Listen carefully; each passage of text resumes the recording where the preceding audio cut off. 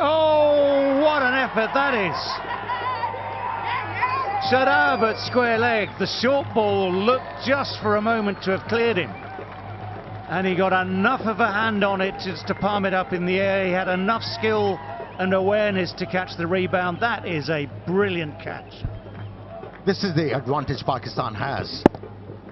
Pace bowler on a sluggish pitch. They are rushing the batsman. That ball zipped through, and what a take. What a take from Shadab. The Pakistani team ecstatic. They needed a start like this with the ball. So very, very athletic. And yet another disappointment for Afghanistan at the top of the order as the captain leaves the field disconsolate with none to his name, and the scoreline ominous at 4 for 3.